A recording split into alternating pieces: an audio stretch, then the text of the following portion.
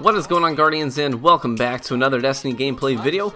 Hey, in this video, I'm going to be talking with you guys about what you can expect from the Iron Banner this week. Maybe you've been playing it, maybe you haven't. And I just wanted to give you some of my feedback, my experience so far, talk about rewards, connections, opposition, what your opponents are likely going to be like. So far, my experience has been overall pretty positive.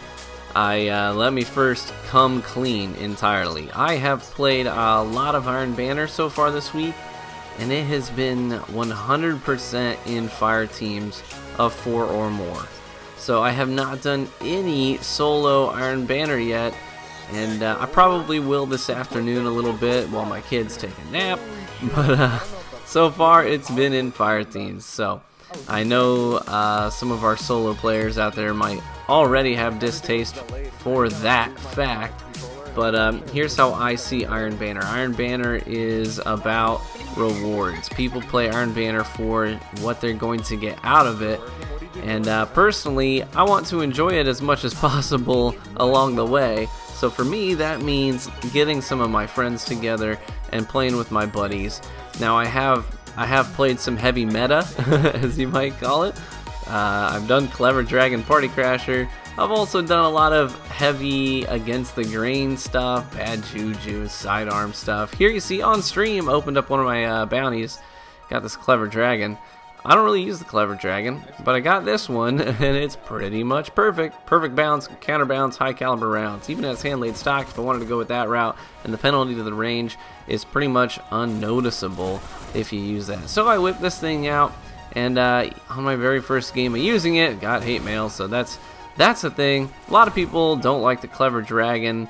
A lot of people don't like the Clever Dragon and use it at the same time, and I understand that entirely. So I pulled this thing out. I gotta be honest, it felt pretty easy mode as a primary. I'm like, this is easy to use. It's so user friendly, and with the high caliber rounds, the flinch is pretty redonkadonk. So you can expect to see a lot of Clever Dragon shotgun combos in Iron Banner this week. If you're playing, I'm willing to bet if we looked at the statistics at the end of the week, you would see that the Clever Dragon is the most used primary. Anecdotally, I can only speak to my experience so far, and in my experience so far, it has been the most predominant primary that I have seen. Sometimes in the smaller maps you get people using hand cannons like on Sector 618, which is in the rotation, but other than that, I'm seeing predominantly pulse rifles like the Clever Dragon, for a good reason. It's a really strong primary, so expect to see lots of Clever Dragon. So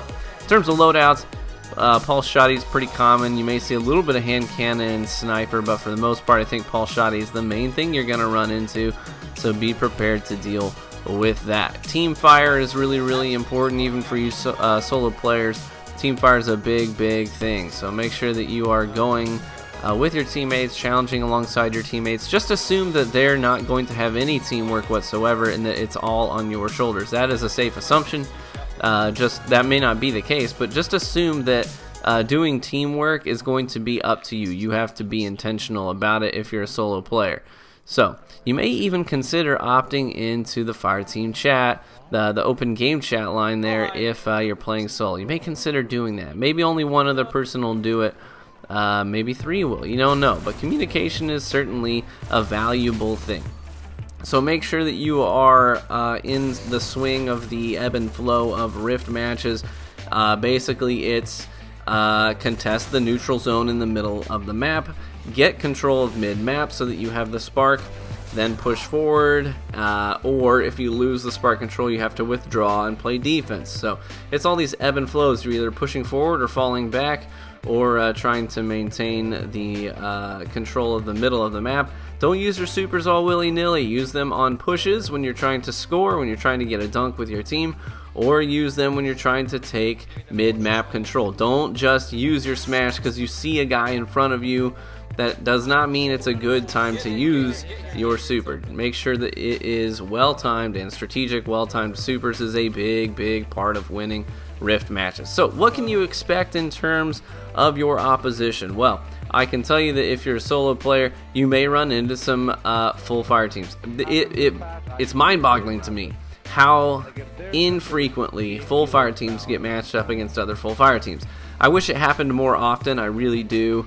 I honestly would not mind waiting in orbit for another minute or two if it meant that we got paired with another full team. It is my preference to play against full teams. It is not my preference to play against a full lobby of solo players or a team of 2 and 4 solo players. That's not my preference. I don't enjoy that very much. I greatly enjoy playing against other teams, especially when that other team is a well-oiled machine of friends. Maybe they're streaming and we can kind of talk back and forth. You got people in both streams. Man, it's just so much fun. And you can say, oh, GG, oh man, when you did this play, oh yeah, vice versa, oh man, you had this guy on your team who was using this and he was just doing work. I love that. I absolutely love that. I wish we got paired against more full teams, but I can tell you that's not likely going to happen more often than not. If you're a solo player, you're probably going to get paired against some full teams. So what you can expect is that it's going to be a pretty tough fight. You are most likely going to experience loss when that happens, when you get paired against another full team. Not always, but most often that's probably going to be the case. So expect that it's going to be pretty hard fought, but also expect that there's a pretty good chance that if you stick it out, you're going to get a good reward. The bounties you can get done whether you're solo or in a fire team, or whether you're winning or you're losing. You can get your bounties done. You can get some pretty solid rewards at high light. I can tell you in my time playing, the rewards have been exceptionally good. I've had, I think now 5 artifacts drop at 400 light, which is great because I only have one character that hit 400 and only hit 400 because of Iron Banner this week. So my other 2 characters really lacking in the Ghost and Artifact department. I know people told me it's really easy if you just go into the Archon Forge, you can get those things pretty easily, but I don't really play much PvE, so for me, it's just really out of sight, out of mind. Iron Banner comes around, I've gotten 3 ghosts and like 5 artifacts, so I'm pretty much set at this point now. I'm starting to get nitpicky about what gear. Okay, well now I need to get a 400 discipline strength chest, stuff like that. So it's really nice. The rewards are excellent for me so far this week. Hopefully they are for you as well, but for me it's been fantastic. I've gotten pretty much everything that I need and more. I got this God Roll Clever Dragon. It's pretty much perfect. So when I'm in super sweaty lobbies, I can whip this thing out and, kind of fight fire with fire. So, really enjoying it. I actually have been having fun in Iron Banner this week for that reason. I am going to do some solo queuing just to say that I did it and maybe try and get some a little bit of solo experience. I always do every time Iron Banner comes around. I do some solo play just to experience it. And usually to experience the frustration of it, but whatever. So I am enjoying using, I've seen some people also running around with No Land Shoddy. I'm enjoying using No Land and Iron Banner. I always do. Usually couple it with a sidearm. I love my Wormwood. So you may expect to run into that as well. Connections. Let's talk about connections. What can you expect in the connection department? I'm going to be 100% honest here. My connections haven't been that bad. For the amount that I've played Iron Banner, the lobbies have been pretty good. I mean, there's always that game or two out of, a 2-hour gaming period. You get a match or two where there's maybe one guy that's really laggy, or you get matched up with someone maybe you shouldn't have been matched up against and their host. But the lobby does tend to, I don't know why or how, I don't understand what goes on behind the scenes. But sometimes these lobbies, they even out about, a quarter of the way into the lobby, and you're like, oh, that guy that was so red bar, and then you check the roster, everyone's green, and next time you see him, he's not teleporting. It's like, well, I don't know if something evened out, or I don't know how that works. I really don't understand how it works. But I've had lobbies that started bad, that ended up evening out, and ended up having a pretty solid connection. So connections for me, I don't know about you, where you are in the world, but for me, they've been pretty good. I honestly cannot complain about connections this time around. So that's been my experience. I'd be interested to hear what your experience is.